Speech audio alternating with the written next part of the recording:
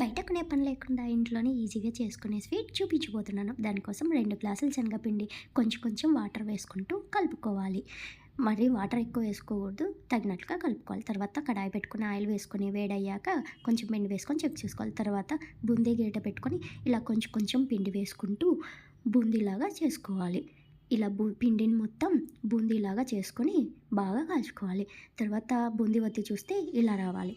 ఇప్పుడు ఒక mixie jar తీసుకొని బూందీని కొంచెం పొడి చేసుకొని పక్కన పెట్టుకోవాలి. పిండి వేసుకున్న గ్లాస్తోనే 2 గ్లాసులు చక్కెర వేసుకొని కొన్ని వాటర్ వేసుకొని తీగ పాకం వచ్చే వరకు పాకం పట్టుకోవాలి. తర్వాత కొంచెం ఇలాచీ పౌడర్ వేసుకొని పక్కన పెట్టుకోవాలి. ఇప్పుడు జీడిపప్పు, కిస్మిస్ నేతిలో వేయించుకొని పక్కన పెట్టుకోవాలి. ఇప్పుడు ఈ పాకంలో బూందీ మొత్తం వేసి అరగంట పక్కన పెట్టుకోవాలి. ఇప్పుడు జీడిపప్పు, కిస్మిస్ వేసి బాగా కలుపుకొని ఉండలు చేసుకోవాలి. అంతే అండి, స్వీట్ షాప్ స్టైల్లో ఉండే ఎంతో టేస్టీగా ఉండే బూందీ లడ్డు రెడీ.